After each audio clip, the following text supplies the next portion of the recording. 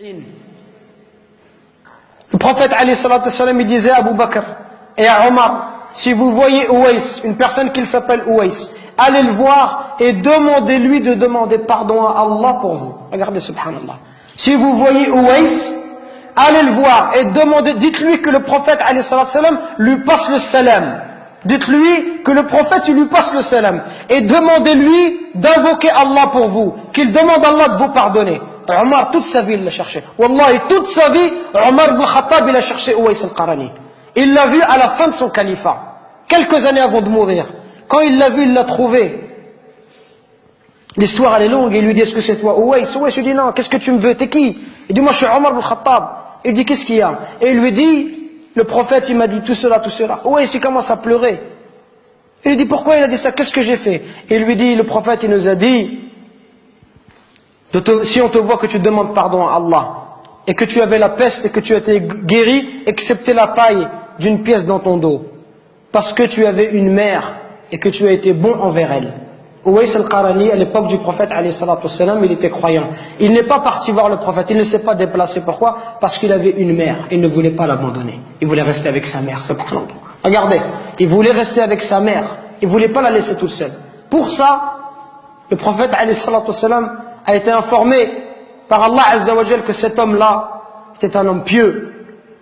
Et Omar, il est parti le voir et il lui a dit, et Ouais lui a dit, moi je vais demander pardon pour toi. Toi tu es Omar ibn Khattab, je vais demander pardon à Allah pour toi. Il lui dit, oui, tu demanderas pardon à Allah pour moi. Pour vous montrer la valeur des parents.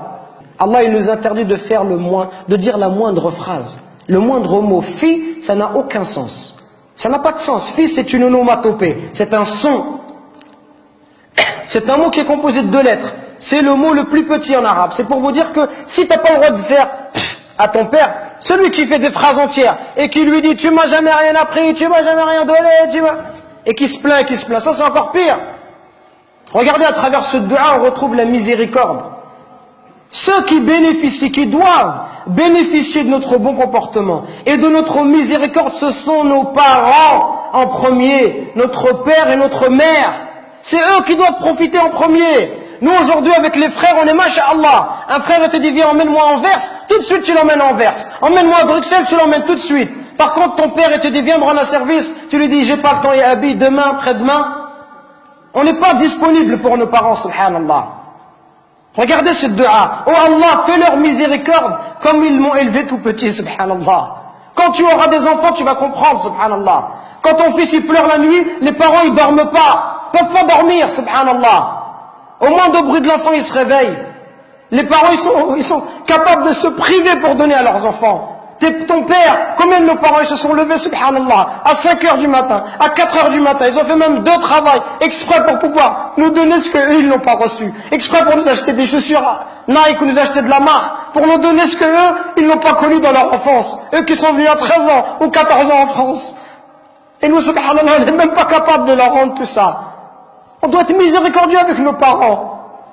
On doit les aimer, leur montrer de l'amour. Quand ils sont vieux, on doit être auprès d'eux, leur accorder du temps. Mais nous, quand on est marié, on préfère notre femme, on préfère nos enfants. Même le pauvre, certain, si sa femme va se disputer avec ses parents, il va toujours prendre le parti de sa femme, subhanallah. Il va faire des cadeaux à sa femme, mais jamais à sa mère. Il va emmener sa femme, mais il va jamais emmener sa mère.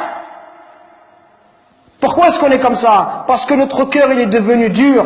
Al-Hassan al-Basri, rahimahullah, le jour où sa mère elle est décédée, il pleurait. On lui dit, ya Hassan, t'es un imam et tu pleures. Comment est-ce que tu peux pleurer? Il dit, je ne pleure pas parce qu'ils sont décédés, je pleure parce qu'une des portes du paradis est fermée. Et c'est la même chose qu'on doit se dire. Et Wallah, c'est ce que je suis en train de me dire moi-même. Qu'on parle, conférence après conférence, khutba après khutba, et on dit comportez-vous bien, comportez-vous bien. Et wallah, on est insouciant avec nos parents. Jusqu'au jour où nos parents vont mourir, et là on dira subhanallah, j'aurais voulu faire le bien, j'aurais voulu rester auprès d'eux, j'aurais voulu les accompagner, j'aurais voulu les consoler, j'aurais voulu les aider comme ils m'ont aidé, leur donner comme ils m'ont donné, patienter avec eux comme ils ont patienté avec moi. Qu'on se réveille avant qu'il soit trop tard, subhanallah. Qu'on se réveille avant qu'il soit trop tard, avant qu'on ne regrette. Et avant qu'on dise j'aurais aimé faire le bien, j'aurais aimé voyager avec mon père, j'aurais aimé passer du temps avec lui, j'aurais aimé rester juste m'asseoir, boire un verre de thé, parler avec lui, qu'il soit heureux.